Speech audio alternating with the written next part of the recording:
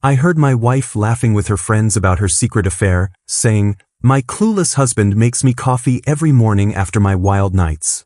She had no idea what was coming next. Well, I'll tell you everything from the beginning. Rachel and I had been married for 6 years, together for 9 total, and I thought we had built something solid in Charlotte. I'm Jake, 38, work as a regional sales manager for a manufacturing company, and Rachel's 34, works as a marketing coordinator at some tech startup downtown. We had our routines, you know? I'd make her coffee every morning before work, she'd come home late from what she called client dinners, and we'd settled into what I believed was a comfortable marriage. Sure, things weren't as passionate as they used to be, but that's normal after nearly a decade together, right? That's what I kept telling myself anyway. The weekend that changed everything started like any other.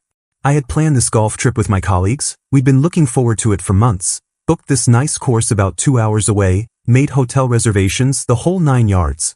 But Friday afternoon, the weather service issued severe storm warnings for the entire region. We're talking potential tornado activity, flooding, the kind of weather that makes you cancel outdoor plans without question. My buddy Mark called me around 3 in the afternoon. "Jake, we're scrapping the golf weekend," he said. "Weather's going to be nasty, and honestly, none of us want to get stuck on some golf course when the sky starts falling." I was disappointed, sure, but also secretly a little relieved. Work had been intense lately, and the idea of a quiet weekend at home actually sounded pretty appealing. Rachel had mentioned she was having Ashley and Nicole over for one of their girls' nights, which usually meant wine, gossip, and them taking over our screened-in back porch until the early hours. Perfect, I thought. I could surprise her by coming home early, maybe even join them for a drink before retreating to give them their space. I've always gotten along well with her friends, and Ashley especially always seemed to enjoy my company. The drive home felt different somehow, like I was carrying this little secret gift of surprise. I even stopped at the grocery store to pick up that expensive wine Rachel loves but claims we can't afford regularly. I was actually excited to see the look on her face when I walked through the door unexpectedly. You know that feeling when you think you're about to make someone's day? That warm anticipation that makes you drive a little faster and smile to yourself? That was me, completely oblivious to what was waiting for me. I pulled into our driveway around 7:30, and immediately I could hear laughter coming from the back porch. Loud, slightly drunk laughter that carried across our neighborhood. Rachel's laugh was always infectious, and hearing it mixed with Ashley's and Nicole's voices made me smile as I grabbed my bag and the wine from the car. I decided to go through the front door and surprise them from inside the house rather than walking around back immediately. Sometimes the element of surprise makes these moments even better. I unlocked the front door as quietly as possible, set my bag down in the entryway, and headed toward the kitchen to maybe prepare their wine's surprise properly. That's when I heard it. Rachel's voice, slightly slurred but crystal clear, drifting through the open patio doors. "I'm telling you guys, I've got the perfect setup," she was saying, and something in her tone made me freeze in the kitchen. "Jake makes me coffee every morning like the devoted little husband, never questions where I've been the night before, and I get to have the best of both worlds." Ashley's voice chimed in, "3 years though, Rachel? How do you keep it going?" 3 years? Keep what going? My heart started beating differently, like it was suddenly working harder to pump blood through my body. "It's easy when your husband is that trusting," Rachel continued, and I could hear the clink of wine glasses. "I just tell him I'm at client dinners, and meanwhile I'm at Ryan's apartment doing things Jake hasn't even thought of in years." The laughter that followed felt like ice water in my veins. Nicole's voice joined the conversation. "And he never suspects anything? Even with you coming home so late? Are you kidding?" Rachel's voice was getting louder, more animated. "Last month when Jake's mom had that emergency surgery and he was at the hospital all night, I told him I was too overwhelmed to visit her, too emotional to be around hospitals. You know where I actually was? At Ryan's place, having the time of my life while my pathetically trusting husband held his mother's hand alone." The wine bottle in my hands suddenly felt incredibly heavy. I set it down on the counter as carefully as possible, my hands shaking in a way I'd never experienced before. Ashley was practically giggling now. "You're terrible, Rachel, but honestly, if Jake's that clueless, that's kind of on him." "Right." Rachel agreed enthusiastically. "I mean, who believes that someone has client dinners 3 nights a week? Ryan works in finance, makes twice what Jake does, and actually knows how to treat a woman. Meanwhile, Jake's just happy to have his little domestic routine and never asks any real questions. My legs felt unsteady, like the foundation of our house had suddenly shifted beneath me. 3 years. 3 entire years of lies, of me making her coffee every morning after she'd spent the night with another man. 3 years of client dinners that never existed. 3 years of me being the devoted little husband while she laughed about it with her friends on our back porch, drinking wine I'd probably paid for.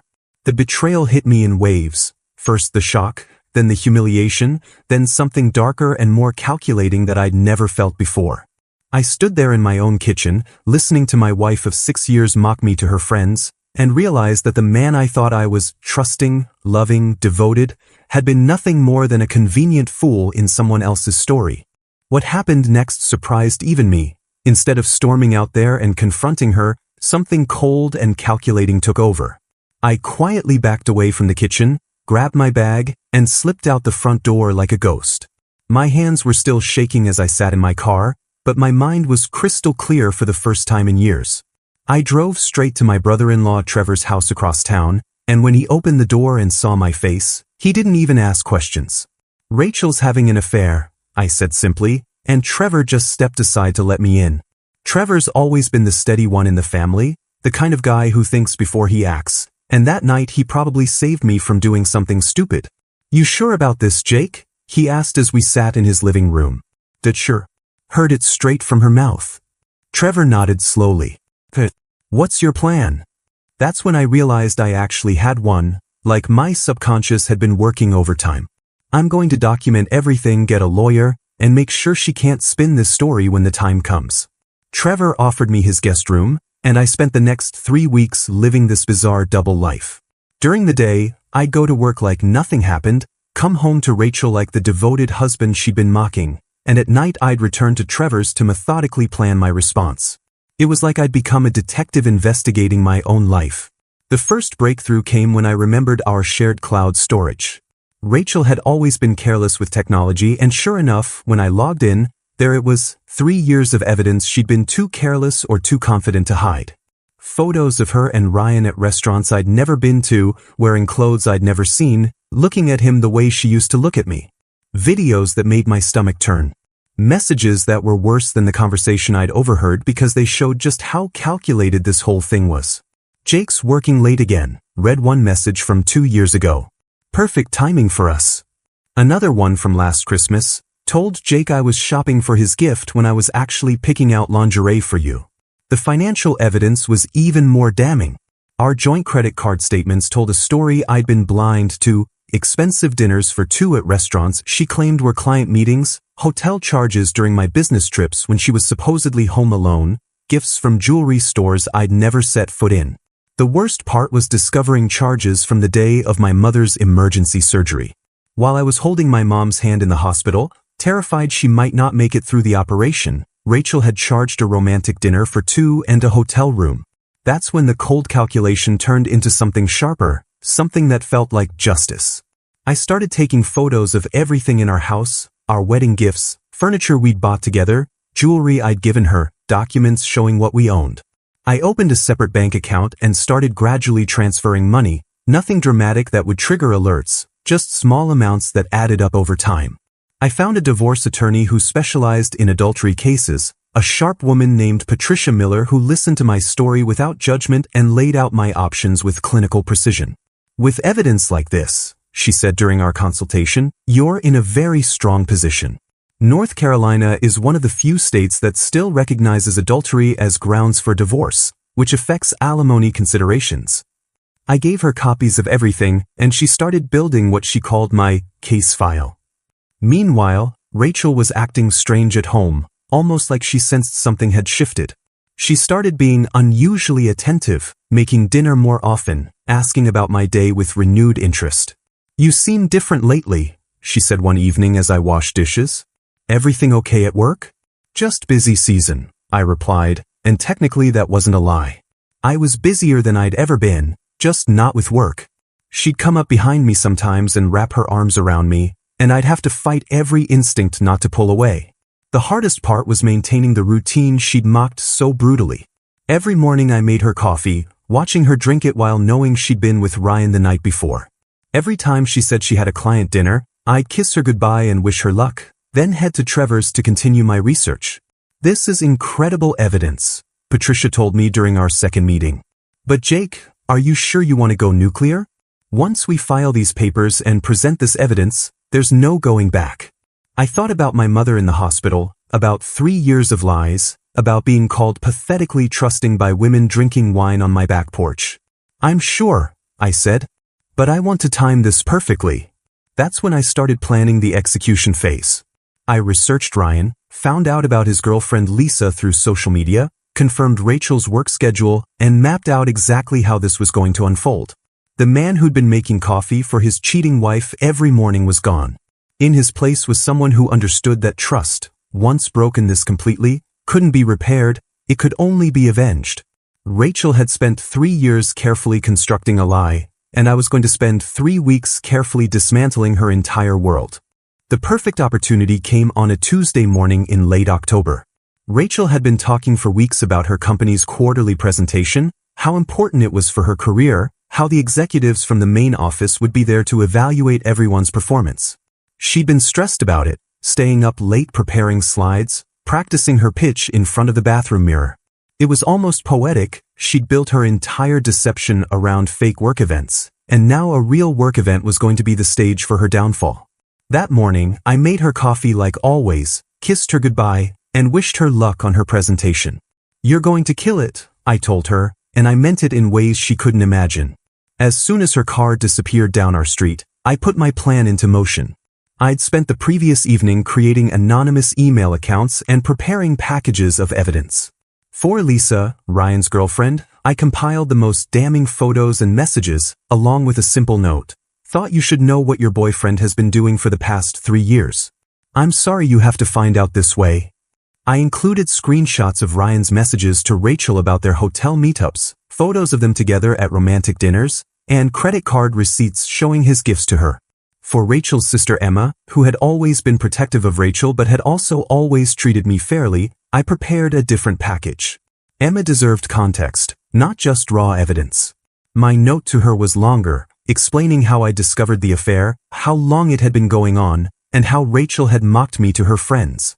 I included the audio recording I'd made on my phone that night on the back porch. Yes, I'd gone back the next day and recorded their conversation when they inevitably repeated similar stories. I sent both packages via anonymous email accounts, timing them to arrive just as Rachel's presentation was starting. The beauty of modern technology is that you can destroy someone's life from a coffee shop across town with just a few clicks. I then spent the day at work acting normal, fielding a few client calls, reviewing sales reports. But my phone was buzzing with updates from Trevor, who was monitoring social media for any developments. Around 2 in the afternoon, he texted me, Lisa's Facebook status just changed to single. Multiple angry posts about cheating boyfriends.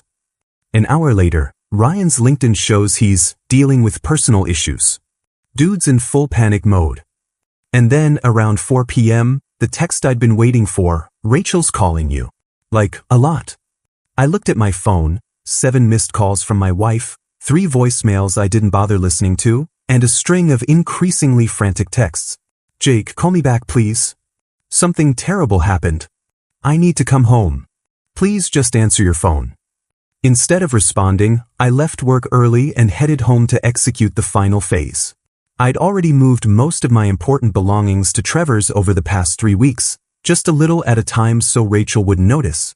What remained was mostly furniture and shared items that Patricia had advised me to document but not take. I was sitting calmly at our kitchen table, divorce papers spread out in front of me, when Rachel's car screeched into the driveway around 5:30. She burst through the front door like a hurricane, makeup smeared, hair disheveled, looking like her entire world had collapsed. Which, to be fair, it had. Jake, she called out desperately. Thank God you're home. The most insane thing happened today. Ryan, you remember me mentioning Ryan from work occasionally? Well, he's been stalking me. His girlfriend Lisa somehow got fake photos and messages and thinks we've been having an affair. It's completely crazy, but she sent them to Emma too, and now everyone thinks, Rachel, I said quietly, not looking up from the papers. Sit down. Something in my tone must have registered because she stopped mid-sentence. She saw the divorce papers, saw my calm expression, and I watched the color drain from her face as the pieces fell into place. Those weren't fake photos, I continued. Ryan wasn't stalking you. I know about the 3-year affair. I know about the hotel rooms during my business trips. I know about the dinner you charged to our credit card while my mother was in emergency surgery. I know you told your friends I'm pathetically trusting while I make you coffee every morning after you spend the night with another man. Rachel's legs gave out, and she collapsed into the chair across from me. Jake, I can explain. You already did, I said, sliding the divorce papers across the table. 3 weeks ago on our back porch, I heard every word. The next hour was like watching someone's personality completely fracture. First came denial. This is all a misunderstanding. Ryan and I are just friends. Those photos are from group events. Then anger. You violated my privacy. You've been spying on me. This is psychotic behavior, Jake. Then desperate bargaining. I'll end whatever this is with Ryan. We can go to counseling. I'll do anything to fix this. Please don't throw away 9 years over a mistake. But I'd already thrown away 9 years the moment I heard her laughing about what a fool I was. By evening, word had spread through her friend group. Ashley and Nicole, who had been so entertained by my supposed stupidity, were now distancing themselves from the scandal. Rachel's carefully curated Instagram, full of photos of our perfect marriage, became a source of mockery as people connected the dots. Her professional reputation took a hit when her disastrous presentation, cut short by her emotional breakdown after Ryan's breakup text, became office gossip. The woman who had spent 3 years managing a perfect deception couldn't handle a single day when the truth came out. And me? I felt nothing but cold satisfaction as I watched the house of lies she'd built collapse exactly as methodically as I'd planned it. The divorce proceedings moved faster than I'd expected, mainly because Patricia had built such an airtight case that Rachel's attorney recommended she accept our terms rather than drag things out in court. North Carolina's adultery laws worked exactly as advertised. Rachel's 3-year affair disqualified her from any meaningful alimony, and with all the financial evidence showing how she'd used our joint accounts to fund her betrayal, she walked away with essentially nothing but her personal belongings and half the debt. Your husband was very thorough, I overheard her lawyer tell her during one of our final meetings. Fighting this would just cost you more money you don't have. Rachel's world continued to unravel in ways I hadn't even planned. Her work performance, already damaged by the disastrous presentation and the emotional fallout, never recovered. Her colleagues who knew about the affair treated her differently, and within 2 months she was demoted from marketing coordinator to administrative assistant. The tech startup culture that had once embraced her confident, social media-savvy personality suddenly felt toxic when everyone knew about her personal drama. She quit after 3 months and moved back in with her parents in Asheville, a 40-year-old woman starting over in her childhood bedroom. Ashley and Nicole, her loyal friends who had found my trust so pathetically amusing, vanished from her life the moment the scandal broke. Turns out friendship built on shared gossip and mockery doesn't survive when you become the person everyone's gossiping about. Her Instagram, once filled with carefully staged photos of our perfect marriage, went dark completely. Meanwhile, Lisa bounced back remarkably quickly. Trevor kept me updated through mutual social media connections. She started dating a guy from her yoga class within a month, and they looked genuinely happy together. Sometimes the trash really does take itself out.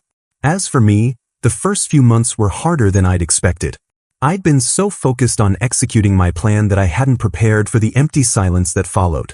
The apartment I rented felt hollow, and I found myself missing the routine of married life, even the fake version I'd been living. I started seeing a therapist, Dr. Martinez, who helped me work through the complex emotions of betrayal, revenge, and rebuilding. You orchestrated a very effective response to a devastating betrayal, she told me during one session. But now you need to focus on building something new rather than just tearing down something old. She was right. I joined a hiking group that met every Saturday morning, something I never could have done when Rachel controlled our weekend social calendar with her fake client events and girls' nights. The mountains around Charlotte became my sanctuary, and the people I met there knew nothing about my divorce drama. They just saw Jake the hiker, Jake who always brought extra trail mix, Jake who had a decent sense of humor and didn't mind driving to the more remote trails. Through the hiking group, I met Sarah, a nurse practitioner who'd moved to Charlotte for a fresh start after her own difficult breakup. We started as hiking partners, became friends, and eventually something more. She knew about my divorce but wasn't intimidated by it. She understood that sometimes you have to blow up your old life to build a better one. 4 months after the divorce was finalized, I was grabbing coffee before a Saturday hike when I saw Rachel sitting alone at a corner table. She looked different, older, more tired, but also somehow more genuine than she'd appeared in years. Our eyes met, and instead of the dramatic confrontation I might have expected, she simply walked over to my table. "Jake," she said quietly, "I know I'm probably the last person you want to see, but I wanted to say something if you'll let me." I gestured to the empty chair across from me, curious despite myself. "I'm moving to Denver next week," she continued. "Starting completely over. New job, new city, new everything. And before I go, I needed to tell you that I'm sorry. Not sorry I got caught, not sorry things ended badly, but genuinely sorry for what I did to you. You didn't deserve any of it." There was no manipulation in her voice, no angle, no attempt to rewrite history. Just a broken person taking responsibility for her choices. "Thank you for saying that," I replied, and I meant it. "I hope Denver works out for you." We sat in silence for a moment, and I realized something remarkable had happened. I felt nothing. No anger, no satisfaction, no sadness. Just indifference towards someone who had once been the center of my universe. That evening, I deleted all the evidence files from my computer, my phone, and my cloud storage. Patricia had advised me to keep them indefinitely, but I didn't need them anymore. Rachel had learned that choices have consequences, and I had discovered that my own resilience was stronger than I'd ever imagined. 3 weeks later, Sarah and I went on our first official date to a restaurant Rachel and I had never been to, ordered wine I'd never tasted, and talked about futures we were building rather than pasts we were escaping. The devoted little husband was gone, but the man who'd replaced him was someone I actually liked. Sometimes new beginnings aren't about loss. They're about finally becoming who you were always meant to be.